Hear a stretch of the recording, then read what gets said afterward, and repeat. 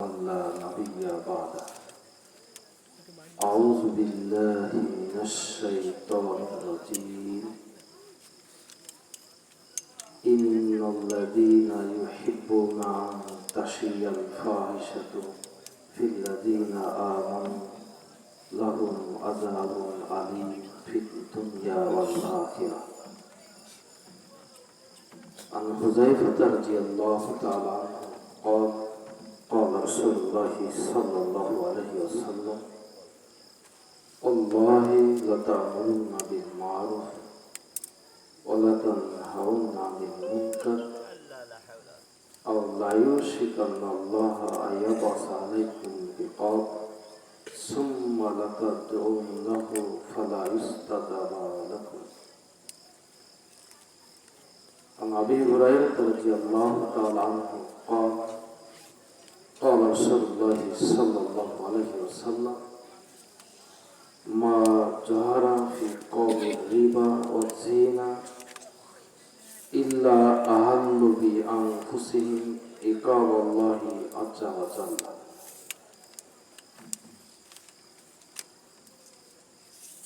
উপস্থিত কোবলা কাসেমুল উলুম নুরানী কওমিয়া মহিলা মাদ্রাসার থেকে আয়োজিত আজকের দ্বীনি জলসার সম্মানিত সভাপতি সাহেব, আমন্ত্রিত ওলামায়ে কেরাম, আমার সামনে উপবিষ্ট দ্বীনি ভাই, পর্দার অন্তরালে মাহবুব ভূমিকা, সমস্ত প্রশংসা আল্লাহ সুবহানাহু ওয়া তাআলার জন্য, যার অশেষ মেহেরবান, অশেষ দয়ায় আমরা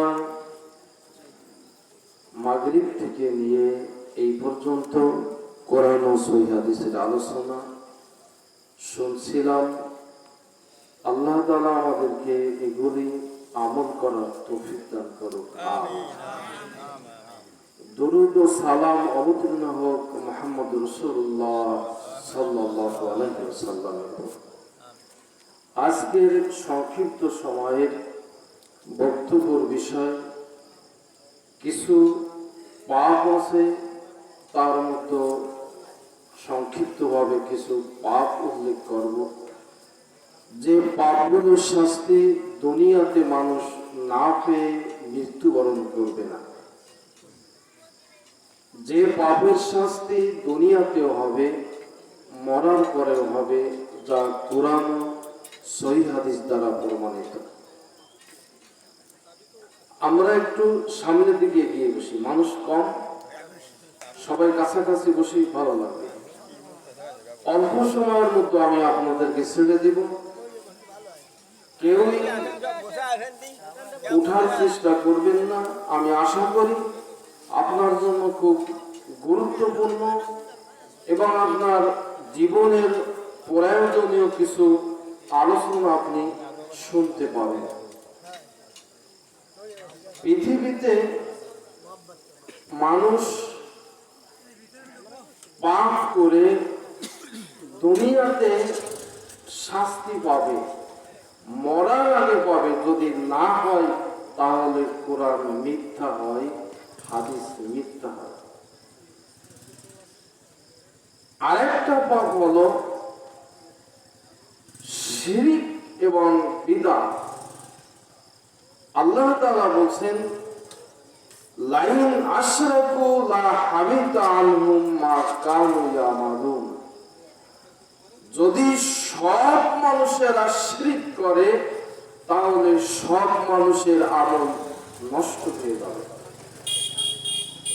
আল্লাহ তাআলা বলেন লাইন আশরাকতা লা ইয়াহবাতুন্না আমালু ওয়ালা তাকুনান্না মিনাল খাসিরিন। হে মুহাম্মদ সাল্লাল্লাহু আলাইহি ওয়াসাল্লাম, আপনিও যদি শিরক করেন তাহলে আপনার আমলও নষ্ট হয়ে যাবে। দুনিয়ার সব মানুষ তো দূরের কথা, পৃথিবীর সব আলেম যদি, বড় বড় জুব্বাদারি পাগড়িধারী আলেম যদি শিরক করে, মূর্তিকে সম্মান করে, তাবিজ দেয়, তাবিজ ব্যবহার করে, তাহলে তাদের আমল নষ্ট হবে। যেহেতু আল্লাহ তাআলা আল্লাহর নবীকে বলেছেন, মুহাম্মদ তুমিও যদি শিরক করো তাহলে তোমার আমল নষ্ট হবে। আবু বকর ইবনে আব্দুল আজিজ রাদিয়াল্লাহু তাআলা আনহু বলেন, নবী করিম সাল্লাল্লাহু আলাইহি ওয়াসাল্লাম বলেছেন, আলা উখবিরুকুম বি আকবারিল কাবায়ের সালাসা, শোনো পৃথিবীতে সবথেকে বড় পাপ হলো তিনটি। তার মধ্যে প্রধানতম বৃহত্তম পাপ হলো আল্লাহর সাথে শিরক করা। নবী করিম সাল্লাল্লাহু আলাইহি ওয়াসাল্লাম বলেছেন, ইজতানিবু সাবাল মুবিকাত, সাবধান 7টি ধ্বংসাত্মক পথ থেকে বেঁচে থাকবে। তার মধ্যে প্রধানতম পথ হলো আল ইশরাকু বিল্লাহ, আল্লাহর সাথে শিরক করা। এক সময় পৃথিবীতে এই দেশে এমন একটা সময় ছিল, মানুষ শিরক করে সব কাজ শুরু করতে হতো, বাপের নাম নিয়ে সব কাজ শুরু করতে হতো। সেই সময়টা এখন পার হয়ে গেছে। আর পৃথিবীতে সব থেকে একটা কঠিনতম পাপ, সেটা হলো যা হুজুরেরা এই দেশে দিয়ে থাকে, হুজুরেরা ব্যবহার করে, সাধারণ মানুষ কিছুই বলতে পারে না। নবী করিম সাল্লাল্লাহু আলাইহি ওয়াসাল্লাম বলেছেন, মান তাআল্লাকা তামিমাতান ফাকাদ আশরাকা, যে ব্যক্তি তাবিজ ঝুলালো সে শিরক করলো। উকবা ইবনে আমির রাদিয়াল্লাহু তাআলা আনহু বলেন, রাজুলুন ইয়াদাউ হালকাতুন মিন সুফরিন, আল্লাহর নবী বাজারে এক ব্যক্তির হাতে তামার বালা দেখতে পেলেন। বললেন, মা হাজিহি, বললেন মিনাল ওয়াহিনাতে, এটা আমার রোগ মুক্তির জন্য আল্লাহর নবী। তখন তিনি বললেন, ইনজিহা, তুমি এটাকে এখনই খুলে ফেলো, ফাইন্নাকা লাউ মুক্তা ওয়া আলাইকা মা আফলাতা বাদা, শোনো তুমি যদি এই তামার বালা বাঁধা অবস্থায় মৃত্যুবরণ করো তাহলে তুমি কোনোদিন সফলতা অর্জন করতে পারবে না। রাসূল সাল্লাল্লাহু আলাইহি ওয়াসাল্লামের কাছে 10 জন প্রতিনিধি দল আসলেন। আল্লাহ নবী তাদেরকে বায়াত করালেন। একজনকে তিনি বায়াত থেকে ফিরিয়ে দিলেন। সাহাবীগণ বলেন, আল্লাহ নবী বায়াত তিসরাতা ওয়া আনসাকা ওয়া ওয়াহিদ, আপনি যে 9 জনকে বায়াত করালেন আর একজনকে যে ফিরিয়ে দিলেন আমরা বুঝলাম না। তিনি বললেন, ইন্না আলাইহি তামিমাতান, নিশ্চয়ই এর হাতে তাবিজ আছে। তাবিজ সাথে সাথে হাত ঢুকিয়ে ছিঁড়ে ফেললেন। তখন আল্লাহ নবী বলেন, শোনো, মান তাআল্লাকা তামিমাতান ফাকাদ আশরাকা, যে ব্যক্তি তাবিজ ঝুলালো সে শিরক করে। তিনি বলেন, ইন্নার রুক্কা ওয়া তামাইম ওয়া তাওলাতা শিরক, নিশ্চয়ই তাবিজ, তাগা সুতা, ঝিনুক গুঙ্গুর, যেগুলো মানুষ বিপদ বালা মুসিবত থেকে বাঁচার জন্য ব্যবহার করে, সবই শিরক। সৌদিতে, মক্কা, মদিনায় এই ধরনের কোন সিস্টেম নাই। আলেম তো দূরের কথা, পুলিশ যদি তাবিজ থাকে কারো হাতে, পুলিশ সাথে সাথে লাঠি দিয়ে পিটায় তাবিজ ছিঁড়ে ফেলে। আর বাংলাদেশে প্রখ্যাত আলেম ওলামা, তাদের ব্যবসা হলো তাবিজ। তাই তো আল্লাহ নবী বলছেন, শোনো, ইন্না মিম্মা তাখাওয়াফু আলা আইম্মাতাম মুজাল্লিন, আমি সব থেকে বেশি ভয় করি এক শ্রেণীর আলেমদেরকে, ধর্মীয় নেতাদেরকে। শোনো, আমি সব থেকে বেশি ভয় করি এক শ্রেণীর ধর্মীয় আলেমদেরকে। এরাই মানুষদেরকে জাহান্নামের দরজায় দাঁড়িয়ে থাকবে, এরা মানুষদেরকে জাহান্নামের দিকে ডাকবে। আসো আমরা এখানে দাঁড়িয়ে আছি।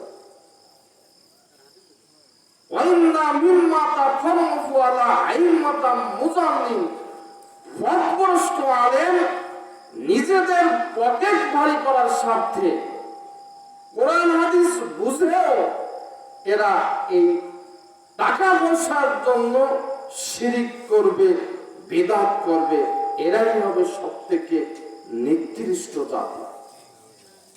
পৃথিবীতে আরেকটা ভয়াবহ পাপ, যে পাপ করলে মানুষের আমল কবুল হয় না, সেটা হলো বিদআত। আল্লাহর নবী বলছেন, মান আমিলা আমালান লাইসা আলাইহি আমরুনা ফাহুয়া রাদ্দুন। কোন মানুষ যদি এমন আমল করে যে আমল আমাদের থেকে কোনো প্রমাণ নাই, সেই আমল পরিত্যাজ্য। এমন কি তিনি বলছেন, শোনো, মান আহাদাসা হাদাসান আও আওয়া মুহদিসান ফা আলাইহি লানাতুল্লাহি ওয়াল মালাইকাতি ওয়ান নাসি আজমাইন। কোন ব্যক্তি যদি এমন কোন আমল করলো যে আমল আমাদের থেকে প্রমাণিত নয়, এমন কি যে এই আমল করে তাকে সম্মান দেখাবো, যে আলেম, যে হুজুর আল্লাহুম্মা সাল্লি আলা সাইয়্যিদিনা মাওলানা মুহাম্মদ, আল্লাহুম্মা সাল্লি আলা শাফিয়ানা মাওলানা মুহাম্মদ, ইয়া নবী সালামু আলাইকা, ইয়া রাসূল সালামু আলাইকা। এই ধরনের বিদআত যা আল্লাহর নবী থেকে কোনো প্রমাণিত নাই, কোন সাহাবাদের থেকে প্রমাণিত নাই, কোন তাবেঈ থেকে প্রমাণিত নাই, পৃথিবীতে কোনো প্রমাণ পৃথিবীতে নাই, এগুলো মানুষ তৈরি করেছে। এমন বিদআত যদি কোন হুজুর বলে, কোন হুজুর যদি মিলাদ পড়ে যে মিলাদ পড়তে হবে, নওয়াইতুয়াম পড়ে, তাহলে আল্লাহ নবী বলছেন ওই বিদআত করা তো দূরের কথা, ওই হুজুরকে যদি কেউ খেতে দেয়, কেউ ঘুমাতে দেয়, কেউ সম্মান করে, তাহলে ওর ফরজ নফল কোনো ইবাদত কবুল হবে না। লা ইয়াকবালুল্লাহু মিনহু আদলুন ওয়ালা সারফুন। ওর ফরজ ইবাদত কবুল হবে না, ওর নফল ইবাদত কবুল হবে না। ওর উপর সমগ্র ফেরেশতা মণ্ডলীর লানত, ওর উপর আল্লাহর লানত, ওর উপর সমগ্র মানুষের লানত। আপনি খুঁটিনাটি বিষয় বলেন, পৃথিবীতে সবথেকে বৃহত্তম পাপ হলো শিরিক এবং বিদআত। আপনি তাহাজ্জুদ সালাত আদায় করেন, আপনি সোমবার বৃহস্পতিবারে সিয়াম রাখেন, সব নফল সিয়াম রাখেন, আপনি অনেকবার হজও করেছেন, জীবনে যদি আপনার শিরিক এবং বিদআত থাকে, তাহলে সব আমল নষ্ট হয়ে যাবে, আপনার আমলে এক পয়সার কোনো কাজ হবে না। বলছিলাম, পৃথিবীতে এমন কিছু পাপ আছে যে পাপের শাস্তি মানুষ দুনিয়াতে পাবে, দুনিয়াতে না পেয়ে মৃত্যুবরণ করবে না। মহান আল্লাহ বলেন, ওমান আরাজান যিকরি ফাইন্না লাহু মাইশাতান যানকা। যে সমস্ত মানুষ আমার জিকির থেকে, আমার ইবাদত থেকে ফিরে থাকবে, ওর জীবন দুনিয়াতে আমি সংকীর্ণ করে দেব। মনে রাখবেন, এই মূল্যবান সময় এখনো আপনি, অনেক মানুষ দোকানে বসে মোবাইল নিয়ে বসে আছে। মানুষ যদি বুঝতো একবার সুবহানাল্লাহ বললে কত নেকি হবে, মানুষ যদি বুঝতো একবার আলহামদুলিল্লাহতে কত নেকি হয়, আসমান জমিনের যত ফাঁকা জায়গা আছে আল্লাহ তাআলা নেকি দিয়ে পরিপূর্ণ করে দেন। একবার সুবহানাল্লাহ, একবার আলহামদুলিল্লাহ বললেন। সুবহানাল্লাহি ওয়া বিহামদিহি সুবহানাল্লাহিল আযীম। কিয়ামতের মাঠে সব কিছু এক পাল্লায় রাখা হবে, আর এক পাল্লায় এই বাক্য রাখা হবে, এই বাক্যর ওজন বেশি হবে। আমি আপনাকে বোঝাতে সক্ষম নাই, আপনি আপনার পরিবারকে, আপনার সন্তানকে বোঝাতে ব্যর্থ। আপনি যদি ব্যর্থই না হবেন, তাহলে এখানে একটা, এই কয়েকটা গ্রাম আশেপাশে আছে, এখানে আপনি বসে আছেন, আপনার ছেলে পেলেগুলো রাস্তায়, দোকানে, হাড্ডায় এখনো দেখেন মোবাইল নিয়ে বসে আছে। আপনি ব্যর্থ মানুষ। মুসা আলাইহিস সালাম বলছেন, আল্লাহ নবী মুসা আলাইহিস সালাম বলছেন, আল্লাহ আমি তো আপনার একজন সবথেকে প্রিয় মানুষ, আপনি আমার সাথে কথা বলেছেন, আমি তো আপনার একজন খাস নবী, কোরআনে তো বেশিরভাগ জায়গায় আমার কথা বলেছেন, তো আপনি আমাকে এমন একটা বাক্য বলেন যে বাক্য দিয়ে আমি আপনাকে ডাকতে পারি। তখন আল্লাহ বলেন, মুসা বলো লা ইলাহা ইল্লাল্লাহ। তখন মুসা আলাইহিস সালাম বলছেন, আল্লাহ নবী তো সবাই বলে। তখন আল্লাহ বলছে, শোনো মুসা, লাউ আন্নাস সামাওয়াতি সাবা ওয়াল আরজিনা সাবা ফি কাফাতিন, সাত আসমান, সাত জমিনের ভিতর যা কিছু আছে সব যদি এক পাল্লায় রাখা হয়, আর এক পাল্লায় যদি এই শব্দটুকু রাখা হয়, এর ওজন বেশি হবে। আপনি সময় বুঝলেন না যে সময় কত মূল্যবান। দেখতে দেখতে আপনার সময় চলে গেল, পার হয়ে যাচ্ছে। এই দেখতে দেখতে রাজপথ ছিলাম প্রায় 20 বছর। যখন আসলাম দাড়ি ছিল না, এই আমার সামনে আমার উস্তাদ বসে আছে, ফখরুদ্দিন সাহেব, আশরাফ আলী সাহেব, আখতারুজ্জামান সাহেব আমার উস্তাদ। আলমারে যখন পড়তাম নাহুর সরব ইনাদের কাছ থেকে শিখছি। তো এই যে দেখতে দেখতে কিভাবে দিন শেষ হয়ে গেল আপনি হিসাব করলে না। যদি আপনি হিসাব করতেন, তাহলে আপনার যে ছেলে মেয়েগুলো আছে সবাই এখানে উপস্থিত হতো। আপনি ব্যর্থ মানুষ, আপনি অযোগ্য মানুষ, আপনি ভুল পিতা, আপনি অযোগ্য অভিভাবক, অযোগ্য অভিভাবক। কত মানুষের জানাজার সালাত পড়লেন, কত মানুষের জানাজার সালাত পড়ালেন, কই একটু মনের ভিতরে একটু ভয় হলো না যে এই কবরে তো যেতে হবে যে কোনো সময়? একটু ভয় হলো না? আপনার সন্তানদেরকে, পরিবারকে একটু ভয় দেখাতে পারলেন না? অথচ আল্লাহ তাআলা বলছেন কি, ওয়ালা তুসাল্লি আলা আহাদিম মিনহুম মাতা ওয়ালা তাকুম আলা কবরিহি। শোনো, যারা সালাত আদায় করে না ওদের তোমরা জানাজার সালাত পড়বে না, ওদের তোমরা কবরের কাছে আসবে না। যেহেতু ওরা মুশরিক, যেহেতু ওরা কাফের, যদিও আপনার ঘরে জন্ম দিয়েছেন, আপনি টাকা পয়সা আপনি খরচ করেন, সবকিছু আপনি দিচ্ছেন, লেখাপড়ার আপনি খরচ বহন করছেন, প্রাইভেট কোচিং আপনি বহন করছেন, কিন্তু ওরা যে সালাত আদায় করে না, ওরা তো মুসলিম নয়। ওরা আপনার ঘরে জন্মগ্রহণ করেও ওরা মুশরিক। মহান আল্লাহ বলেন, ও আনফুসাকুম ওয়া আহলিকুম নারা, জাহান্নামের আগুন থেকে নিজে বাঁচো, পরিবারকে বাঁচাও। ওয়াকুদুহান নাস ওয়াল হিজারা, যে জাহান্নামের কাঠ হবে মানুষ এবং পাথর।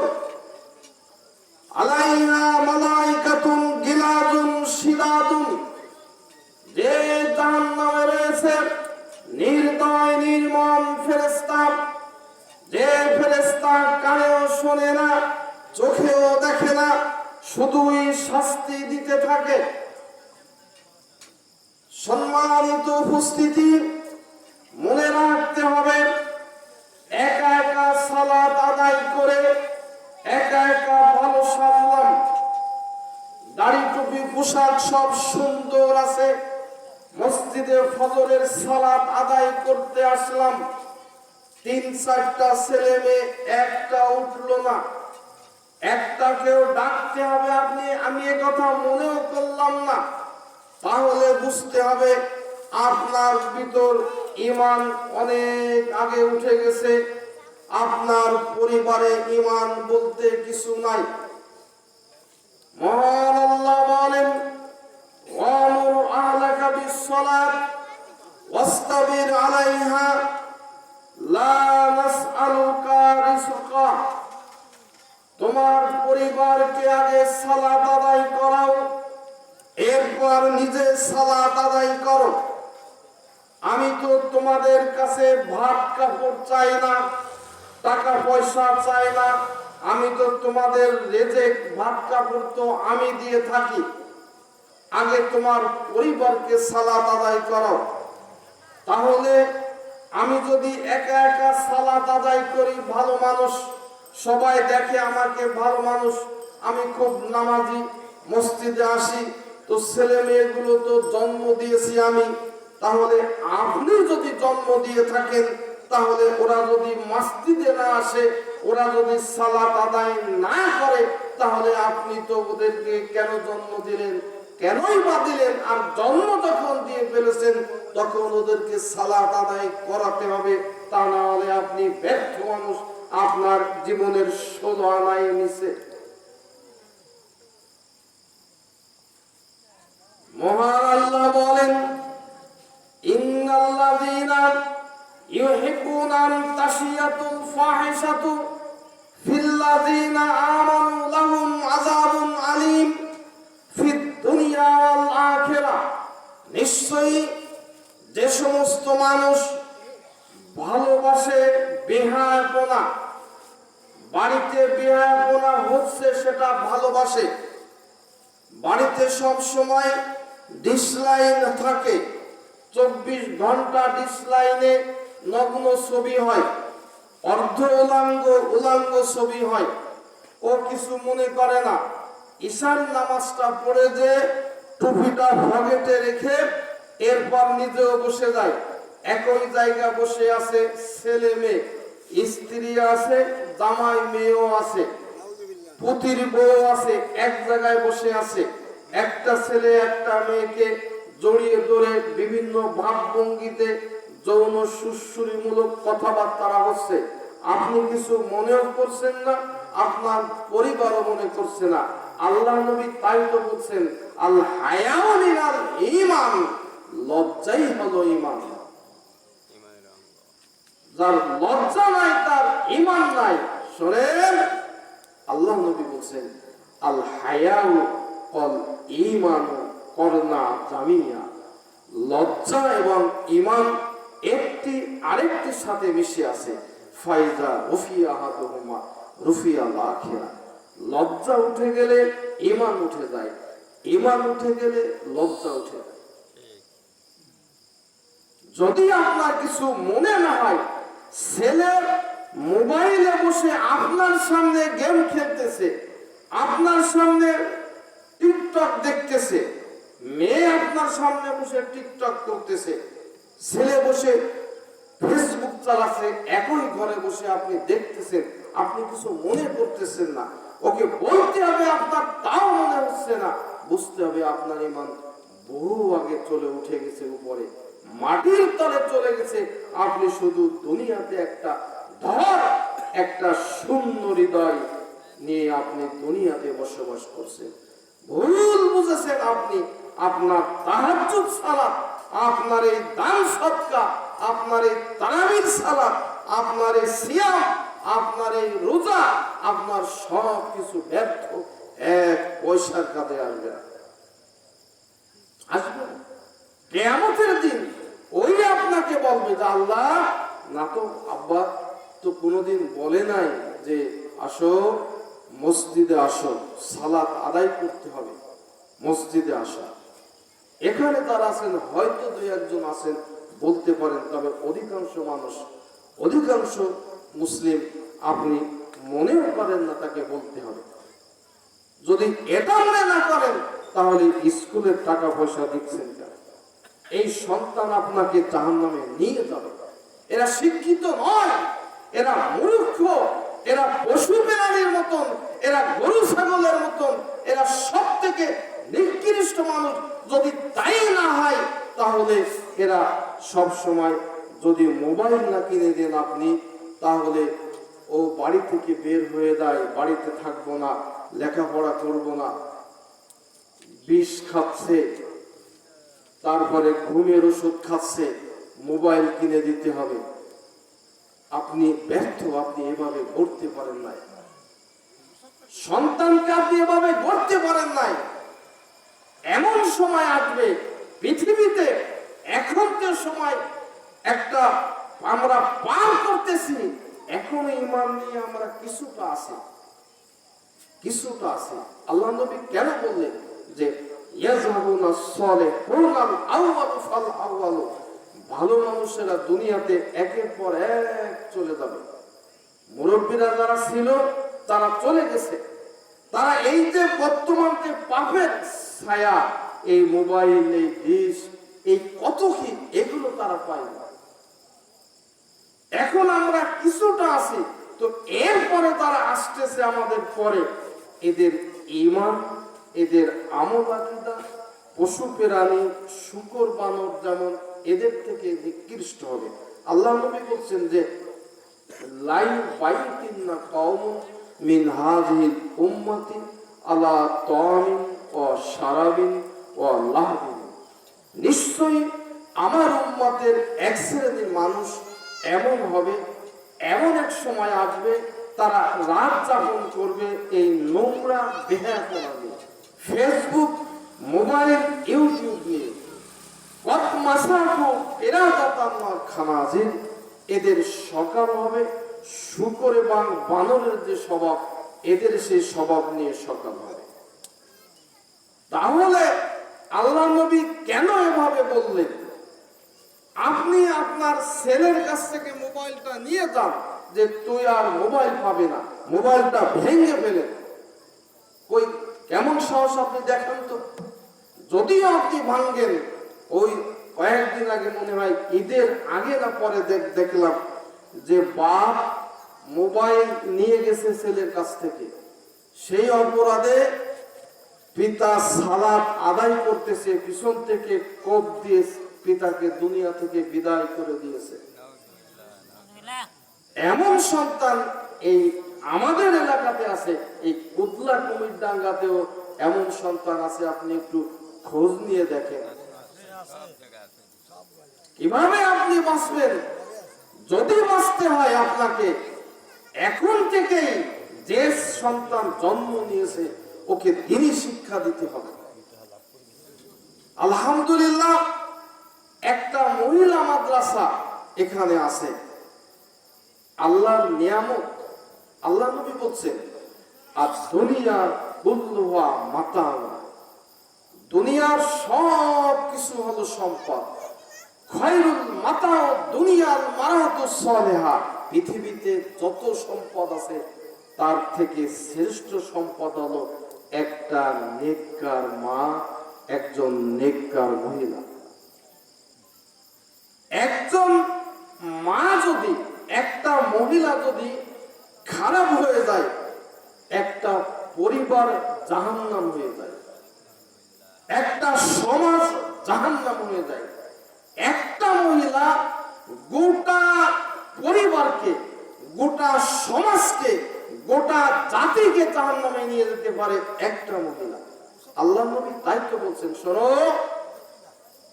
ফাত্তাকু দুনিয়া ওয়াত্তাকু নিসা, তোমরা দুনিয়া থেকে বাঁচো, তোমরা নারীদের থেকে বাঁচো। পৃথিবীতে মানুষের সব থেকে জাহান্নামে যাওয়ার বড় মাধ্যম যেটা হলো দুনিয়ার মোহ, দুনিয়ার লোভ। পৃথিবীতে মানুষের জাহান্নামে যাওয়ার দ্বিতীয় বড় মাধ্যম হলো মহিলা। মহিলা মানুষকে, হাজার হাজার মানুষকে একটা মহিলা জাহান্নামে নিয়ে যাবে।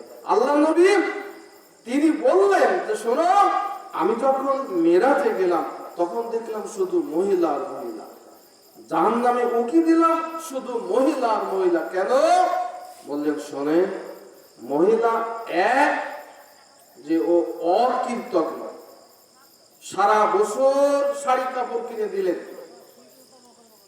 একটা স্বামী, একটা পিতা, আমি নিজের চোখে দেখা, একটা জামা গায়ে দিয়ে বছরকে বছর পার করে দিচ্ছেন শুধু পরিবারকে খুশি করার জন্য। এমন অনেক বাপ আছে সকাল থেকে সন্ধ্যা পর্যন্ত নিজের কষ্টকে কষ্ট মনে হয় না, ছেলে মেয়েকে স্ত্রীকে খুশি রাখার জন্য। এমন অনেক পিতা আছে শরীর থেকে ঘাম পড়তে পড়তে কয়েক জগ ঘাম তার শরীর থেকে পড়ে যায়, সারাদিন কিষান খেটে, ভ্যান চালিয়ে, রিক্সা চালিয়ে, অটো চালিয়ে, সত্যি মিথ্যা দিয়ে পরিবারকে খুশি রাখার জন্য কষ্টের পর কষ্ট করে থাকে। এই স্ত্রী যদি একটু কম হয়ে যায়, কোনোদিনও আমি সুখ পেলাম না, ভালো একটা শাড়ি কিনে দিলে না, তোমার ঘরে এসে আমি এই পর্যন্ত ভালো কিছু পেলাম না, এই এক কারণে তাদের জন্য জাহান্নামে তারা বেশি যাবে। দ্বিতীয় কারণ হলো, আল্লাহ নবী বলছেন যে শোনো, তোমাদের জ্ঞান পুরুষের তুলনায় অর্ধেক। পুরুষ দুজন, একজনের সাক্ষী আর তোমাদের দুজনের সাক্ষী হয়, তাই তো তোমাদের জ্ঞান কম, এই কারণে তোমরা বেশি জাহান্নামী। তৃতীয়ত তিনি বললেন যে তোমরা মানুষকে বেশিরভাগ অভিশাপ দিয়ে থাকো। এরপরে তোমরা ইবাদত তোমাদের কম হয়, মাসে মাসে তোমরা সালাত পড়তে পারো না, সিয়াম রাখতে পারো না, মসজিদে পুরুষের মতো সব সময় যেতে পারো না। এই যে ইবাদতের ঘাটতি, এই কারণে তোমাদেরকে আমি বেশি জাহান্নামে দেখলাম। মনে রাখতে হবে, একজন মা, একজন মেয়ে, একজন স্ত্রী যদি পরেশগার হয়, তাহলে এই সারা দুনিয়াটা একটা জান্নাতের কারখানা। অতএব আপনি আপনার মেয়েকে স্কুল কলেজে আলিয়ায় না দিয়ে, আমি একজন আলিয়া মাদ্রাসার সুপার হয়ে বলছি, আপনি কওমি মাদ্রাসাতে দেন। এই যে রাজবাড়ে যে কওমি মাদ্রাসা, মহিলা সালাফিয়া মাদ্রাসা, এর প্রতিষ্ঠাতা আমি, এটা আমি শুরু করেছিলাম। তো আপনি এই যে মহিলা মাদ্রাসাতে একটু সহযোগিতা করেন, যদিও আপনার মেয়ে না থাকে, দিতে না পারেন, আপনি সহযোগিতা করেন। যদি আপনার নিয়তটা যদি ভালো থাকে, তাহলে মনে করতে হবে যে এর কারণেই আপনি জান্নাতে যেতে পারবেন। শুনেন, আল্লাহর নবী বলছেন, আইয়ুমা ইমরাতিন ইস্তাতারা ফা মাররাত আলা কওমিন লিয়াজিদু মিন রিহিহা ফাহিয়া জানিয়াতুন। একটা মেয়ে যদি সেজে গুজে রাস্তায় বের হয়, হাজার হাজার পুরুষ তার থেকে ঘেরান পায়, কারণে যাচ্ছে খুব সুন্দর।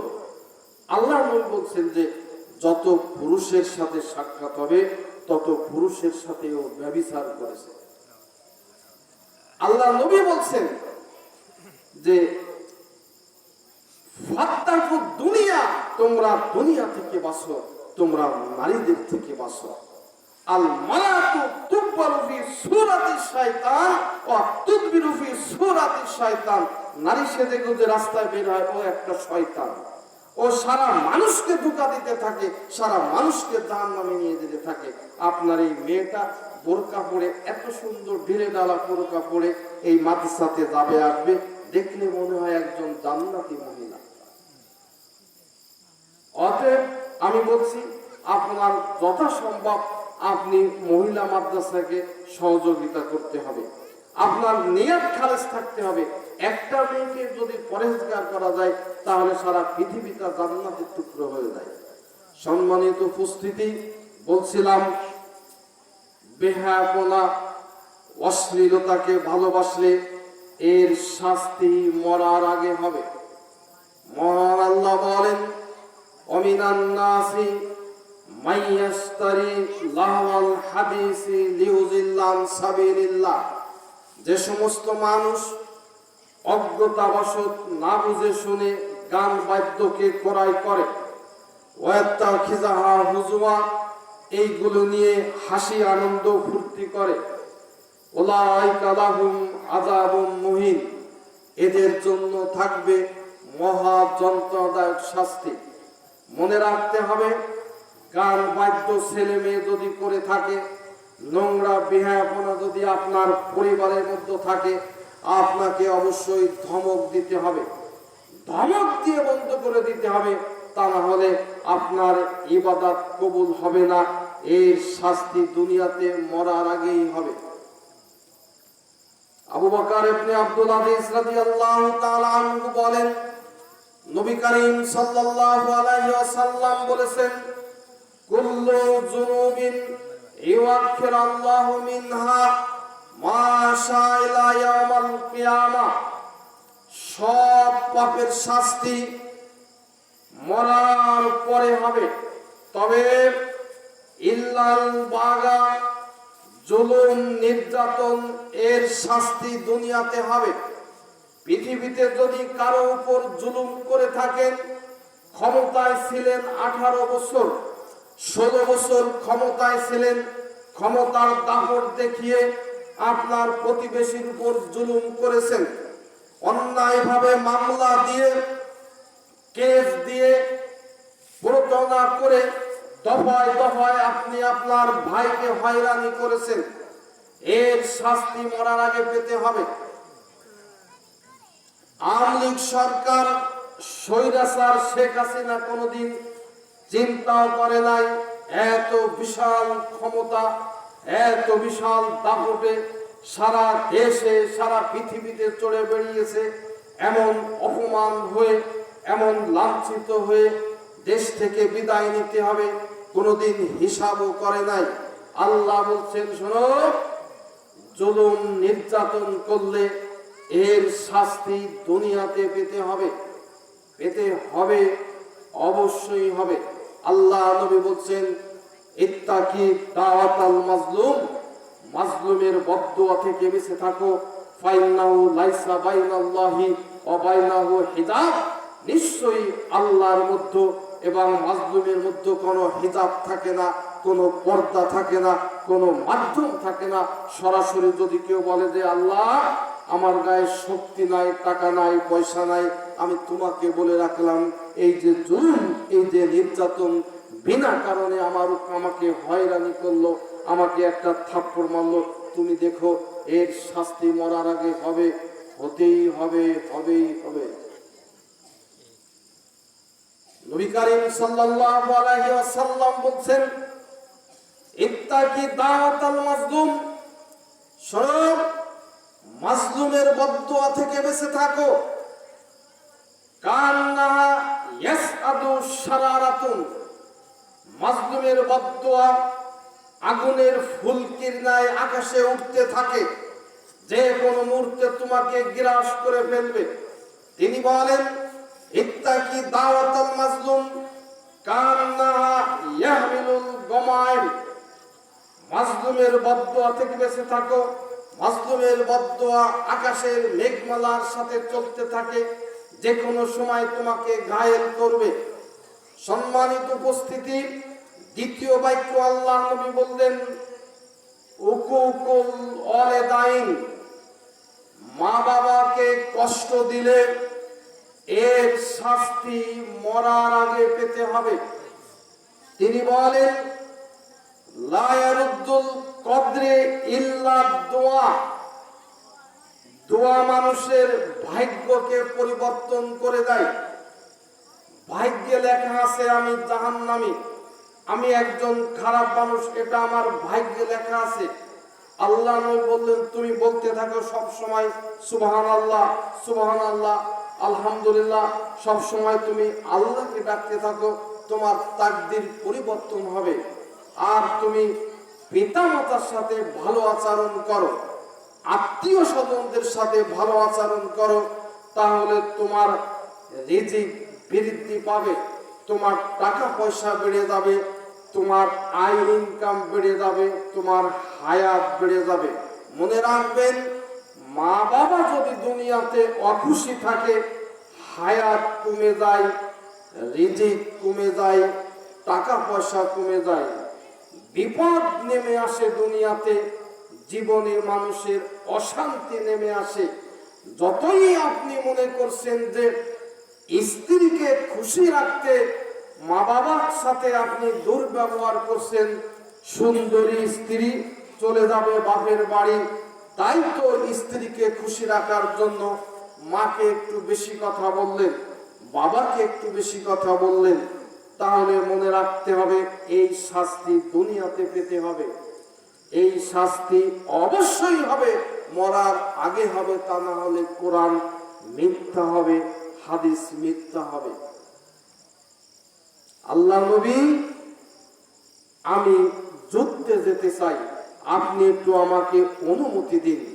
তখন তিনি বললেন, শোনো, তোমার কি ঘরে পিতা মাতা আছে? জি। তখন তিনি বললেন, তুমি দাও, তুমি তাদের সাথে সদাচরণ করো, তাদের সেবা করো, এই সেবার মাধ্যমে তোমার এই জিহাদ থেকে উত্তম হবে। মনে রাখতে হবে, আমরা যারা দুনিয়াতে যাদের পিতা মাতা বেঁচে আছে, পিতা মাতা থাকতে যদি আপনি জান্নাতকে নিতে না পারলেন, পিতা মাতা বেঁচে থাকতে যদি আপনি অর্থশালী হতে না পারলেন, যদি দুনিয়াতে সুখ শান্তি না করতে পারলেন, তাহলে বুঝতে হবে আপনার মা আপনার উপর রেগে আছে, আপনার পিতা আপনার উপর রেগে আছে।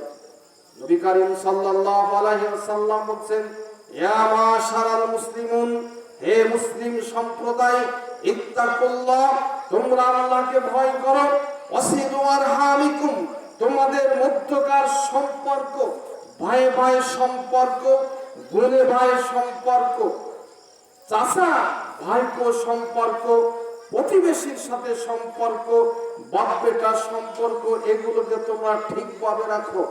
ফাইনাও লাইসা মিন সাবি আসরা মিন সিলাতির রহিম।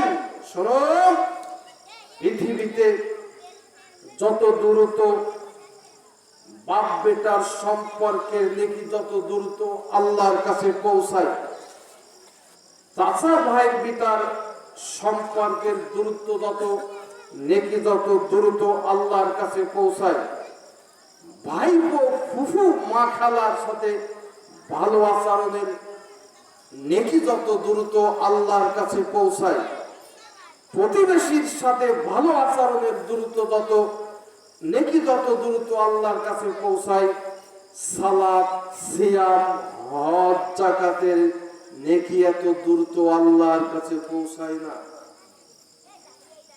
শুনুন, আল্লাহর নবী বলছেন,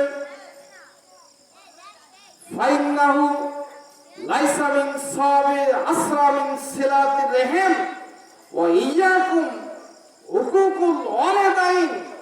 শোনো, পিতামাতার সাথে সম্পর্ক করার চিহ্ন, প্রতিবেশীর সাথে সম্পর্ক ছিন্ন করার যত পাপ, ভাই ভাইয়ের সাথে সম্পর্ক ছিন্ন করার যত পাপ, যত দ্রুত আল্লাহর কাছে পৌঁছায়, এত দ্রুত কোনো পাপ আল্লাহর কাছে পৌঁছায় না। মনে রাখতে হবে, তাহাজ্জুদ সালাত পড়ি, কয়েকবার হজ করেছি, 5 ওয়াক্ত জামাতের সাথে সালাত আদায় করি, আমার উপর আমার ভাই অখুশি আছে, আমার বোন আমার উপর অখুশি আছে, বাবা মা মারা গেছে, বোনটা একটু গরিব অসহায়, বোন যখন বাড়িতে আসে তখন স্ত্রীর মুখটা কালো হয়ে যায়, এই কয়েকদিন আগে বেড়ায় গেল, আবার কেন আসলো? আর আপনারও সেই অবস্থা হয়, যে বোন কেন এত গুণ আছে। আর এছাড়া যদি আপনার শ্বশুর বাড়ির কোনো আত্মীয় আসে গুণ স্ত্রী কত খুশি, বাজারে দাও, গরু মাংস নিয়ে আসো, কত কি হাসি আনন্দ। কিন্তু আপনার খালা, আপনার বোন, আপনার ফুফু যদি বাড়িতে আসে তাহলে স্ত্রীর মুখ অন্ধকার হয়ে যায়। মনে রাখতে হবে আপনার বাড়ি থেকে বরকত উঠে গেছে। এই যদি আপনার পরিবারের অবস্থা হয়, আপনার বাড়িতে কোনোদিন বরকত থাকবে না, আপনার বাড়ি থেকে কল্যাণ উঠে গেছে। মনে রাখতে হবে যে সদাচরণ করা, ভালো আচরণ করার নেকি যত দ্রুত আল্লাহর কাছে পৌঁছায়, এত দ্রুত কোনো নেকি আল্লাহর কাছে পৌঁছায় না। শেষ কথার দিকে আমি চলে আসছি। নবী করিম সাল্লাল্লাহু আলাইহি ওয়াসাল্লাম বলেন, লা তাজালু বুয়ুতাকুম মাকাবিরা, শোনো, তোমাদের ঘর বাড়িগুলোকে কবর বানায়ো না। ইন্নাশ শাইতানা ইয়ানফিরু মিনাল বাইতি আল্লাযী তুকরাউ ফীহি সূরাতুল বাকারা, যে বাড়িতে সূরা বাকারা তেলাওয়াত করা হয় ওই বাড়িতে শয়তান থাকে না। যে বাড়িতে কোরআন তেলাওয়াত করা হয় ওই বাড়িতে শয়তান থাকে না। মাও নাই, খালাও নাই, বাবাও নাই, দাদিও নাই, নানিও নাই, এখন আর কেউ কোরআন তেলাওয়াত করে না। কোরআনটা আগে একটা ন্যাকড়া দিয়ে পেঁচিয়ে বারান্দায় একটা তক্তা ছিল সেখানে রেখে দিত। মা নামাজ পড়েই 1 ঘন্টা কোরআন পড়ে এরপর কাজে বের হতো, আব্বাও তাই। কিন্তু এখন যারা আছে, স্ত্রী মেয়ে যারা আছে, ওরা তো এগুলো বোঝেই না। ওরা শুধু বোঝে যে কোন অনুষ্ঠান কখন হবে, কোন অনুষ্ঠান বাদ পড়ে গেল। দেখবেন স্বামী আসছে কষ্ট করে, দুপুর সময় ভাত দেবে, একটু আদর করবে, ধারে এসে বসবে, বাতাস দিবে, কি কোন অনুষ্ঠান বাদ গেল, চলে গেলে আর দেখা যাবে না, ও এইগুলি নিয়ে ব্যস্ত আছে। তাই তো আল্লাহ বলছেন, এই এখনকার সময়ে, বর্তমান সময়ে অধিকাংশ বাড়ি, শতকরা 90-95 ভাগ ঘর শয়তানের আড্ডাখানা। ছেলে পুত্র ভালো সম্পর্ক নাই, বাপ বেটার সাথে সম্পর্ক নাই, স্ত্রী স্বামীর সাথে ভালো সম্পর্ক নাই, 24 ঘন্টা শুধু কিসিমিসি, ঝগড়াঝাটি, মারামারি, দ্বন্দ্ব ফাসাদ। মায়ের কন্যার সাথে, মেয়ের মার সাথে ভালো সম্পর্ক নাই। এই একমাত্র কারণ, ঘর থেকে কোরআন উঠে গেছে, কোরআন তেলাওয়াত উঠে গেছে, বরকত নাই, আল্লাহর রহমত নাই, আল্লাহর দয়া নাই। আপনি যদি মুসলিম হয়ে থাকেন, মনে রাখতে হবে বাড়িতে কমপক্ষে 1 ঘন্টা সকাল সন্ধ্যা কোরআন তেলাওয়াতের ব্যবস্থা করতে হবে। যদি বাড়ি আপনার বরকত থাকতে হয়, শান্তি থাকতে হয়, 1 ঘন্টা কমপক্ষে বাড়িতে কোরআন তেলাওয়াত করতে হবে। আপনি পারেন, আপনি করেন, পরিবারের সবাইকে উঠান, ফজরে উঠান, উঠায় সালাত আদায় করেন, এরপর কোরআন তেলাওয়াত শুরু করেন। আপনার স্ত্রী পড়েন, আপনি শোনেন, ছেলেটা পড়ে, সবাই, ছেলে পড়ুক, সবাই শুনুক, একটু অনুবাদ করেন। যদিও কেউ না পড়েন, একটা হাফেজ, একটা আলেমকে 1000 টাকা দেন, 500 টাকা দেন। হুজুরদের বেতন কম, মসজিদের ইমামকে 500 টাকা দিলে অনেক খুশি হবে। 1000 টাকা, লক্ষ লক্ষ টাকা খরচ করে সন্তানকে স্কুল, কলেজে, ভার্সিটিতে পড়াচ্ছেন, ওই সন্তান আপনাকে জাহান্নামে নিয়ে যাবে। একজন সন্তান জিপিএ 5 পেয়ে সরকারি স্কুলে পড়ে, জিপিএ 5 পেয়ে ভার্সিটিতে পড়ে, ওর প্যান্ট দেখেন টাকনো নিচে। এত বড় ভয়ঙ্কর হাদিস পৃথিবীতে শুধু 2টো পেয়েছি, তার মধ্যে একটা হলো, কেউ যদি প্যান্ট টাকনোর নিচে পড়ে, ওর দিকে আল্লাহ কিয়ামতের মাঠে তাকাবেন না। ওর বিচার হওয়া তো দূরের কথা, ওর দিকে তাকাবেনই না, ওকে পবিত্র করবেন না। তাহলে এই সন্তান জিপিএ 5 পেয়ে ভালো স্কুলে পড়লো, খুলনা সরকারি স্কুলে পড়তেছে, খুলনা বিশ্ববিদ্যালয় পড়তেছে, এর জীবনের মূল্যই বাকি। দাঁড়িয়ে পেশাব করতেছে প্যান্ট পরে, ও কোরআনও পড়তে জানে না, ওর বাপ মা মারা গেছে, পাশে বসে একটু কোরআন পড়তে হবে, একটু দোয়া করতে হবে, এই হিসাবও ওর নাই। তাহলে এই হাজার হাজার টাকা ব্যয় করে আপনার কি উপকার হলো? কোরআন তেলাওয়াতের ব্যবস্থা করেন। ইমাম সাহেবকে 50 টাকা বেতন দিতে পারেন না। বেশিরভাগ দেখি আহলে হাদিস মসজিদে ইমামের বেতন 6 মাস 1 বছর বাকি, 20 টাকা বেতন, 50 টাকা বেতন। আদরের নাতনি নাতনিকে ছেলেটাকে রাস্তায় নিয়ে যান হাঁটাতে, মুহূর্তে 200-400 টাকা খরচ হয়ে যায়, সেখানে আপনার বাঁধে না। ইমামকে 50 টাকা দিতে হবে, আপনার 6 মাস বাকি, বছরকে বছর বাকি। খাতা দেখলে আপনার লজ্জা হয়, আপনার কিছু মনে হয় না। মনে রাখতে হবে আপনার ইমান বহু আগে উঠে গেছে। একজন হাফেজকে কিছু টাকা দিয়ে বাড়িতে কোরআন তেলাওয়াতের ব্যবস্থা করেন, বাড়িতে শান্তি বরকত বিরাজ করবে। আজকের আলোচনার শেষ কথা, মহান আল্লাহ বলেন, কুলু মিন তাইয়্যিবাতি মা রাযাকনাকুম, শোনো, তোমাদেরকে যে রিজিক দিয়েছি তার থেকে বৈধ রিজিক খাও। ওয়ালা তাতগু ফিহি, বাড়াবাড়ি সীমা লঙ্ঘন করো না। যদি তোমরা সীমা লঙ্ঘন করো, ফায়াহিল্লা গজাবি, তোমাদের উপর আমার গজব চলে আসবে। যার উপর আমার গজব চলে আসবে সে নিঃশেষ হয়ে যাবে। মনে রাখতে হবে, হারাম রিজিক খেয়ে, সুদের সাথে জড়িত থেকে সুদ খেয়ে কোনোদিন ধনী হওয়ার চেষ্টা করেন না। আল্লাহ বলছেন সুদ ধ্বংস হবেই হবে, হতে হবে, অবধারিত হবে, নিশ্চিত হবে, তা না হলে কোরআন মিথ্যা হবে। সুদি কারবার করে সুদি ব্যাংকে লাখ লাখ টাকা রেখে আপনি ধনী হতে চেয়েছেন, অবসরে এসে মেহেদি মেখে দাড়িতে জুব্বা গায়ে দিয়ে প্রতি মাসে সুদি টাকা নিয়ে বাজার করে পরিবারকে খাওয়াচ্ছেন। ভুল বুঝেছেন, আপনার ইবাদতের 1 পয়সার কাজ হবে না, ধ্বংস হতে হবে। গ্রামে সুদি কারবার করে ধনী হতে চেয়েছেন, একসাথে 10 লক্ষ টাকা নেমে গেছে। আমি নিজে দেখেছি, অনেক মানুষকে দেখেছি যে সুদি কারবার করে লক্ষ লক্ষ টাকা জমিয়েছে, মুহূর্তেই একসাথে দেখা গেল যে কিডনি নষ্ট হয়ে গেছে, লিভার নষ্ট হয়ে গেছে, ওই টাকাতেও কোনো কাজ হয়নি, পরিশেষে জমি জমা বেচালে গেছে। হবেই হবে, আল্লাহ বলেছেন হবে, নিশ্চিত হবে। আপনি যদিও মনে না করেন তাও হবে, হতে হবে। তা না হলে যে উপরে যিনি আছেন তিনি কি মিথ্যা বলেছেন? সম্মানিত উপস্থিতি, হারাম থেকে বেঁচে থাকতে হবে। তামাক জর্দা গুল খেলে ইবাদত কবুল হবে না।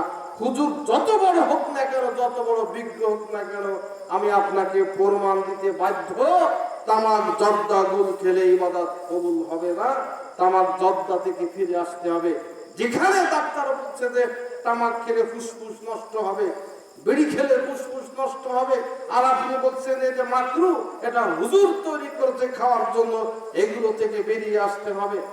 উত্তরবঙ্গে মাহফিল করতে যাই, ওই বগুড়া পাবনা ওদিকে, যে ওই তামাকের যেখানে বাগান থাকে, গরু ছাগল সব ছাড়া থাকে, কেউ ওর ধারে কারেও আসে না। আর বিড়ি যারা খায় ওরা তো আগুন দিয়ে পোড়ায় খায়, আর হুজুর সরাসরি জর্দা খাচ্ছে। আগুন দিয়ে পোড়ায় খেলে ওর দর কিছুটা কম হয়, আর সরাসরি তামাক খাচ্ছে আর বলছে এটা মাকরু, এটা কোনো সমস্যা নাই। ভুল বুঝেছেন, এর কোনো প্রমাণ পৃথিবীতে নাই। নেশা করলে, তামাক জর্দা খেলে ইবাদত কবুল হবে না। আল্লাহ নবী বলছেন শেষ হাদিস, 3 শ্রেণীর মানুষ জাহান্নামে যাবে। তার মধ্যে এক হলো যারা নিয়মিত একটু সময় পরে আরেকটু তামাক দিয়ে, গুল দিয়ে, পান না খেলে, গুল ব্যবহার না করলে কিছু সময় পরে মাথায় কাজ করে না, আর হুজুর বলছে মাকরু। এইভাবে যারা সব সময় নিয়মিত তারা তামাক জর্দা নেশাদার দ্রব্য ব্যবহার করে, ওরা কোনোদিন জান্নাতে যাবে না। দায়ুস যারা বাড়িতে বিহাপনার সুযোগ দেয়, ডিশ লাইন বাড়িতে থাকে কিছু মনে হয় না, মেয়েটা সামনে দিয়ে চলে গেল দুম দুম করে বোরকা ছাড়া, স্কুলে চলে যাচ্ছে পেট পিট বের করে, দেখে কিছু মনে হচ্ছে না। আল্লাহ নবী বলছেন ও কোনোদিন জান্নাতে যাবে না, ওর জন্য জান্নাত হারাম, তাহাজ্জুদ সালাত পড়েও জান্নাত হারাম, সিয়াম রেখেও জান্নাত হারাম, বড় যত বড় ইবাদতকারী হোক না কেন ওর জন্য জান্নাত হারাম। আল্লাহ তুমি আমাদেরকে জাহান্নাম থেকে বাঁচার তৌফিক দান করো। আল্লাহ পরিশেষে বলছি এই কোদলা কাসেমুল উলুম নুরানি কওমি মাদ্রাসাকে তুমি কবুল করে নাও। আল্লাহ আমাদের মা বোন যারা, আমাদের মেয়েরা যারা এখানে লেখাপড়া করে, তুমি তাদের প্রত্যেককে একজন জান্নাতি মহিলা খাদিজা আয়েশা আমিনার সাথে তুমি তাদেরকে জান্নাতে যাওয়ার তৌফিক দান করো। আল্লাহ আমরা যেন তাদেরকে সহযোগিতা করে, সহযোগিতার হাত বাড়িয়ে এই মাদ্রাসাকে কেমন আগ পর্যন্ত টিকিয়ে রাখতে পারি তুমি আমাদেরকে তৌফিক দান করো, আমিন। আল্লাহ এই মহিলা মাদ্রাসার ওসিলায় তুমি আমাদেরকে জাহান্নাম থেকে বাঁচাও, আল্লাহুম্মা আমিন। সুবহানাকাল্লাহুম্মা ওয়া বিহামদিকা আশহাদু আল্লা ইলাহা ইল্লা আনতা আস্তাগফিরুকা ওয়া আতুবু ইলাইক। আসসালামু আলাইকুম ওয়া রাহমাতুল্লাহ।